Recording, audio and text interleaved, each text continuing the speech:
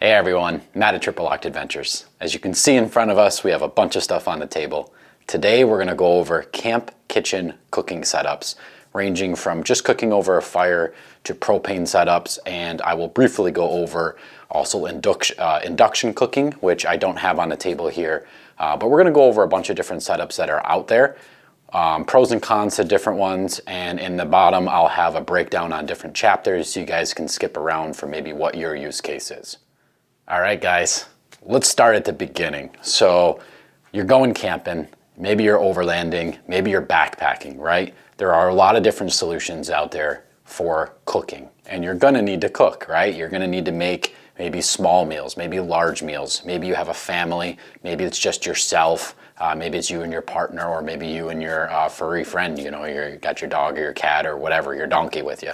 So there's different solutions for everybody, and this is not going to be fully encompassing, but I think it is going to cover a good majority of solutions for everybody out there. I have had a lot over the years, so I figure hopefully this will be very useful to you guys.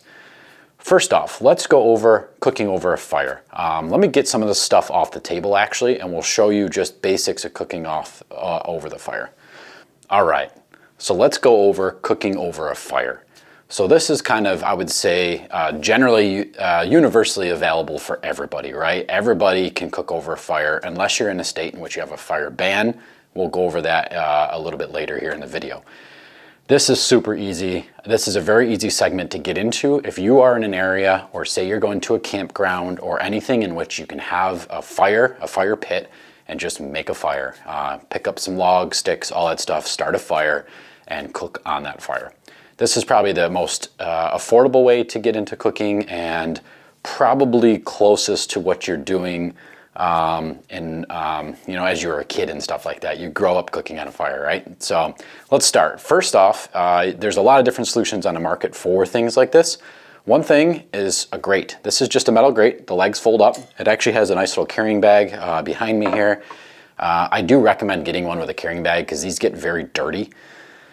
These, you simply just make a fire and you put it over a fire. Like I said, they make different versions, longer legs, short legs. They do make some that like hang over a fire. A lot of different options there, but simplistically, some sort of grate system to hold your food. You could put tin foil over it if you want to keep it cleaner, and also for different cooking purposes. But this is super easy. You just throw it over the fire and you have a cooking surface. Relatively easy to clean up as well, because you can just wipe down or bring some steel wool with you and clean up the grates once it's you know, not hot anymore. And super easy to throw in a bag. I'll show you the bag real quick. Have this in the background. It's a little dirty as you can see, but this just folds up and slides in this bag, so it's not getting all of your vehicle dirty. As you can see, this thing has been used for years and years and thrown in the back of the truck and stuff like that. So that's kind of your first solution. Your other solution would be like what we see to your guys right here. This is what's called a Dutch oven. It is simply just a cast iron pot, and I'll try not to scratch my table here. With a lid. So you can also use a cast iron pan as well. Really any kind of cast iron pot, pan, anything will work on a fire. Really the idea is that you start your fire, you wait till it gets down to mostly coals, you put this right on there, and then depending on your cooking or what you're cooking, you can also actually throw coals right on this lid, and that will cook whatever's in here. We like the Dutch oven over the pan. We've done both. The Dutch oven has worked really well because you can kind of use it for multiple purposes. You know, you can still cook steaks and stuff in the bottom if you want to. Obviously, you're kind of limited on size. There are different sizes of this, but you can kind of use it for everything, where a pan, you only have a pan, right? This obviously has a lid, as you guys can see. You can put the lid on there. Say you wanted to make, You could even do like soups and stuff if you really wanted to in this. Probably some better pans out there for doing that.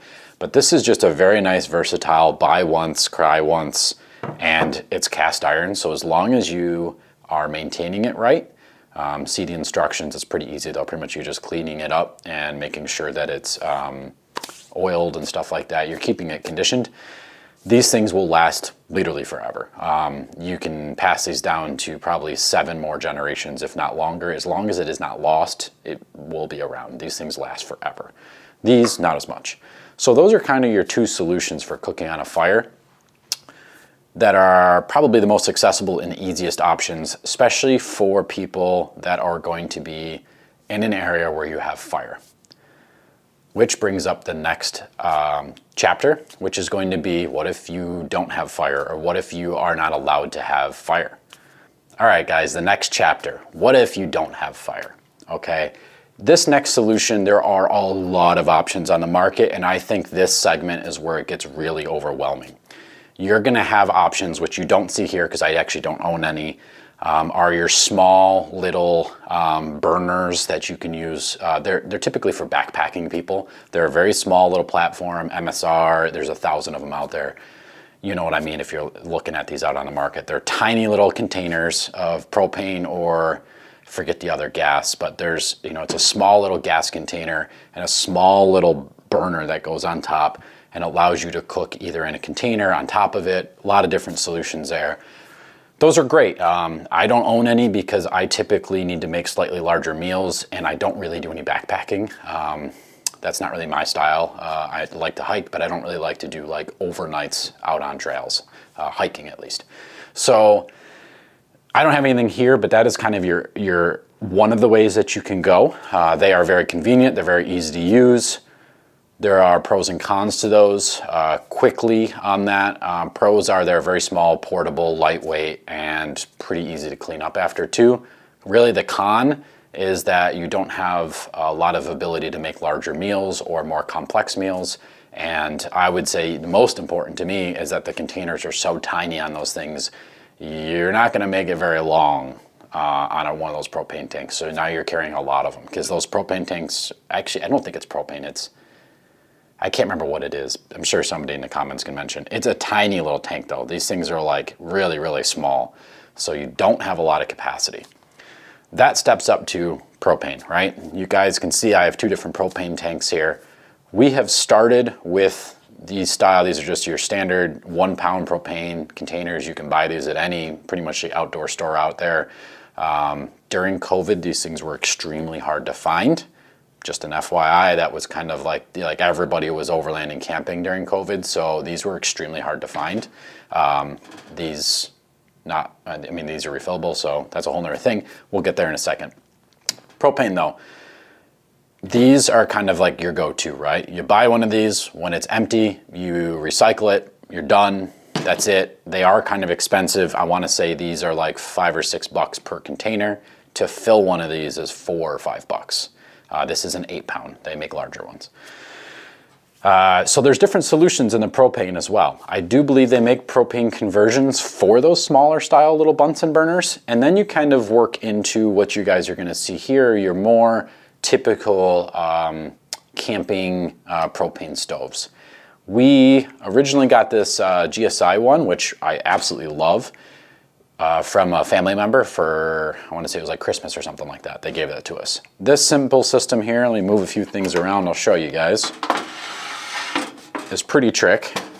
It folds down nice into a little suitcase, has a little handle there. This one, as you guys can see, is a Selkirk 540. Hopefully this is clean, I don't know if it is. Opens up, there's little wind deflectors that go on the sides here, which are super handy. Folds up like that, if you guys can see that, and that allows you to cook on the 2 burners, and a propane tank connects to it. There usually has a hard line that just goes on this container, and it will kind of be off to the side like this. You can actually get soft lines or converting hoses as well, which I have one here. I'll go over that in a second. These are super great. I grew up camping. Let me put this down so I'm more in the frame. These, I grew up using something very similar to this. It's called a Coleman. It was the brand. That was loud. I used Coleman ones when I was in Boy Scouts. That was kind of like the go-to. Well, we mostly cooked on a fire, and then if we were going to do propane, it was going to be one of these, right?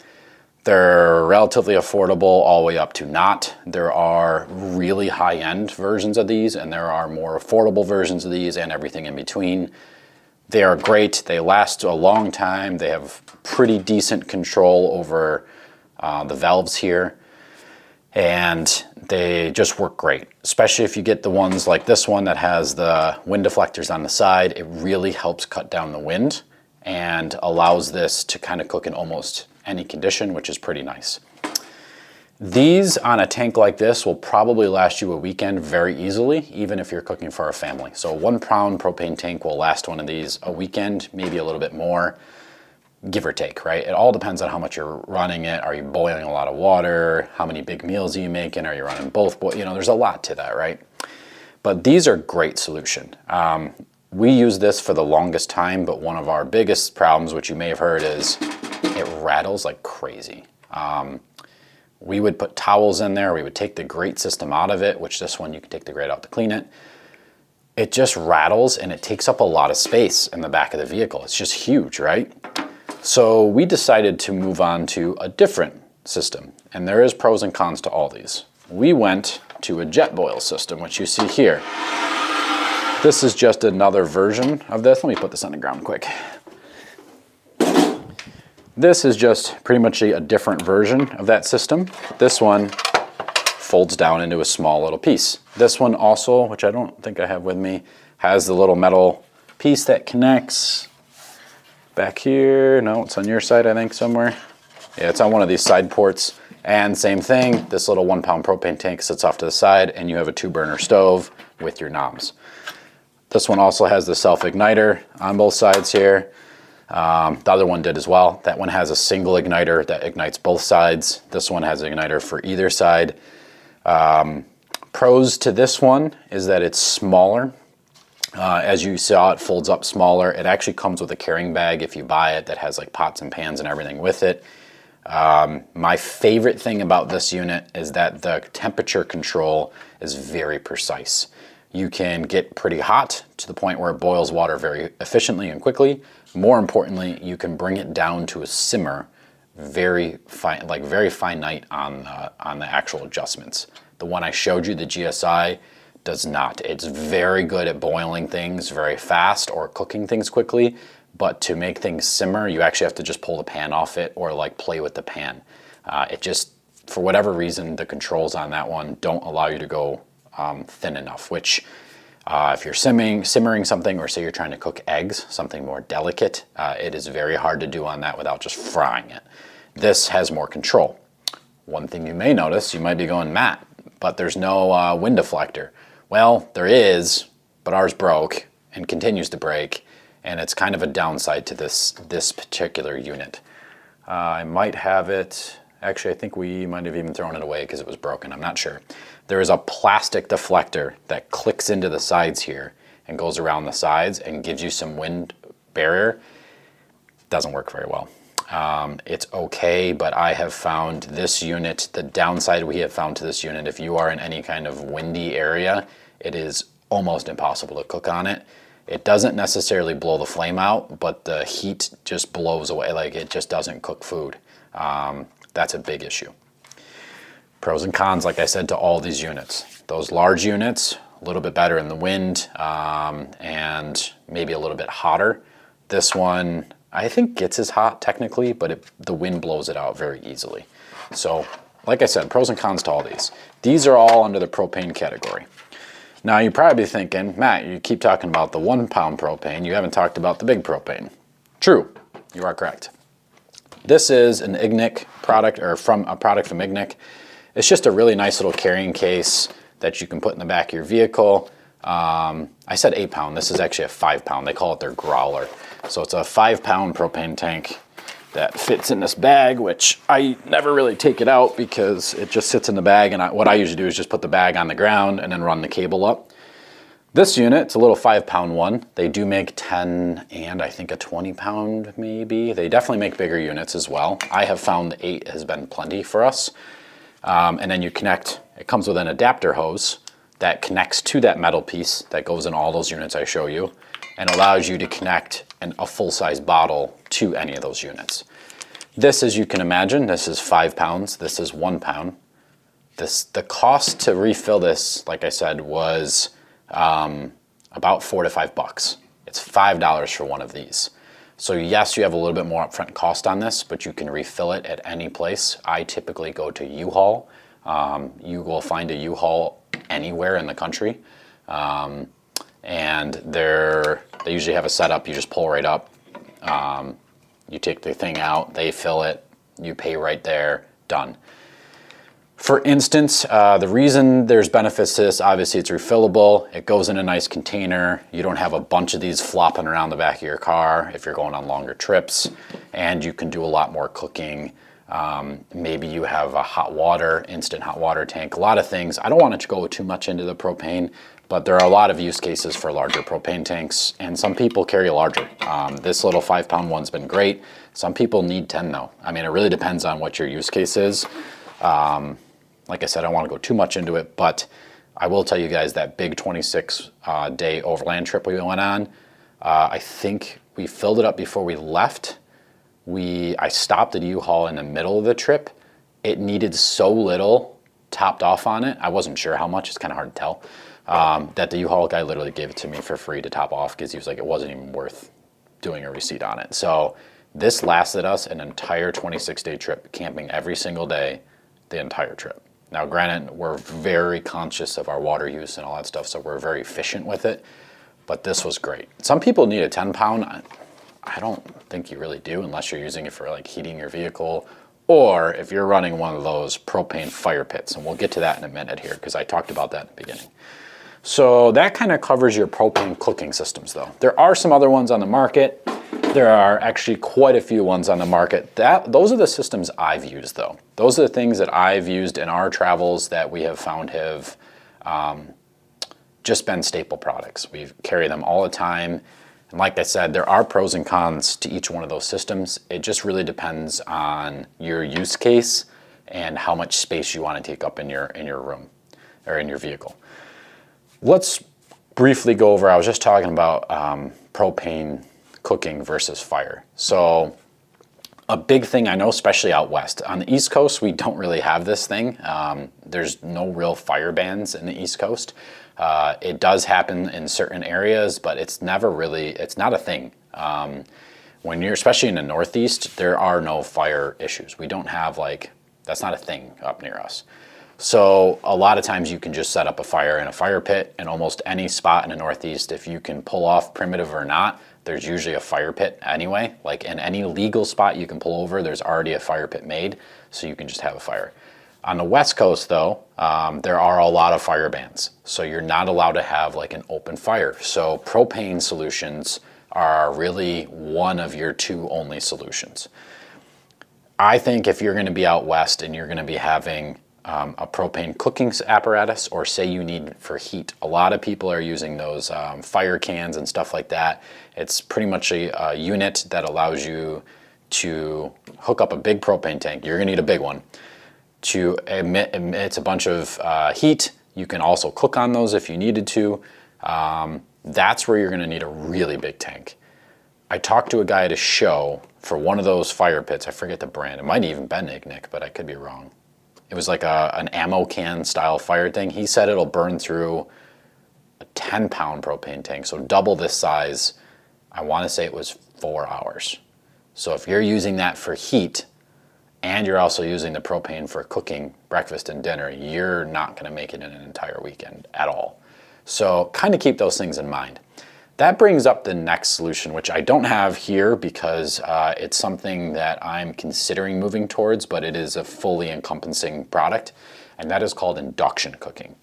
I think Tinker's Adventure did a video on this, so you should check out his channel on induction cooking. Really the idea though, it is an electrically powered induction cooktop. There's a lot of them out there. I want to say New Wave is kind of the one that a lot of Overlanders are kind of picking up now. They're on Amazon. It is an induction stove. I'll put a photo in the video here just so you guys can get an image of what I'm talking about. And you power that from some sort of electrical system, 12 volt typically. So that would allow you to cook via electric. And you're probably asking, why would you want that, right? You're out camping, where are you going to get power? Two solutions, either power stations, which I'll put a link up in the top right. I just did a video on a Blue Eddy power station. You would need a larger one than that, but you would use either a power station to power one of those units, or if you have a secondary battery system in your car with a large enough capacity and a large enough inverter, you'd be able to run it off that as well. And I mentioned 12 volt, I'm wrong, it's 110. Those run on a 110, so you need a large inverter. Typically, I wanna say they're about 1,000 watts for a single burner. A dual burner, you're gonna need more. I could be wrong, they might be 1,500. You'll see when you look online. Pros to induction. Pros to induction is that you can cook anywhere, and when you take the pan off, the top is not hot. So it's extremely easy to, well, it's very efficient. It's very easy to clean up. Here's two things that a lot of people, I think, don't talk about much with propane. Induction allows you to cook even when it's extremely windy outside because there's no fire involved. It is just an induction through the top. Also, if it's very high elevation. Propane, due to it being under pressure, doesn't react the same at higher elevations. So especially you guys out west, they're at higher elevations, induction is extremely helpful. It's gonna be windy, you're up on a mountain, and you're gonna be at high elevation. We noticed this when we just did our last trip. These systems just don't put out a lot of power at high elevation, and then you're also compounding that with wind. It makes cooking frustrating. Downsides to electrical systems, induction systems, you need a lot of power, and you need to be able to regenerate that power often, right?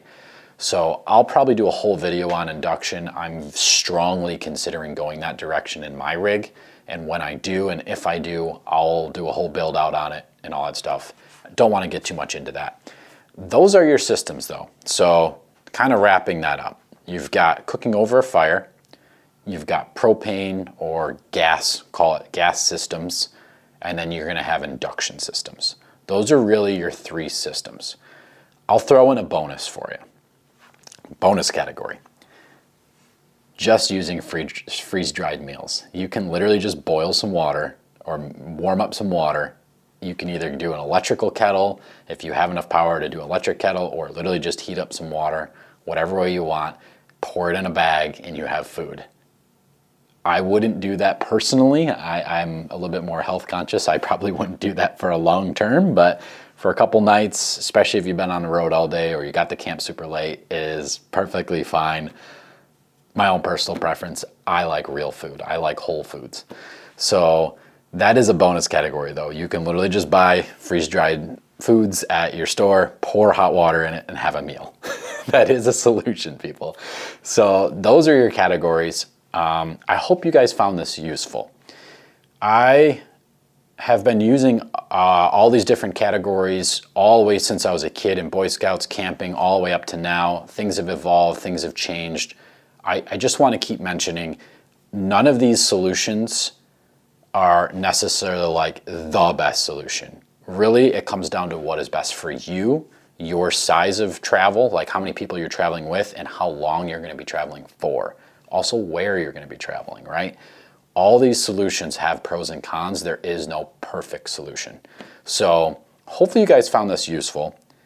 If you have any questions, or maybe you want me to do videos on each one of these, maybe breaking down pros and cons and setup, and maybe even showing demonstrations, I can have my wife come in on a video and actually do cooking, because she mostly does cooking. I'm more of a breakfast guy. I like to cook breakfast and steaks. I like breakfast and meat. That's what I like to cook.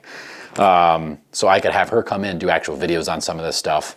But yeah, hopefully you guys found this useful. Shoot some stuff down in the comments, what you guys thought. What do you think of these different solutions? What are you cooking with? Are you looking at buying new stuff? Put all that in the comments. As I always say, I appreciate you guys so much. This channel's been growing way more than I thought it would. I think we're at like 270 followers now, which is mind-blowing. I'm super appreciative of you guys. Stay adventurous, and I hope to see you guys out there.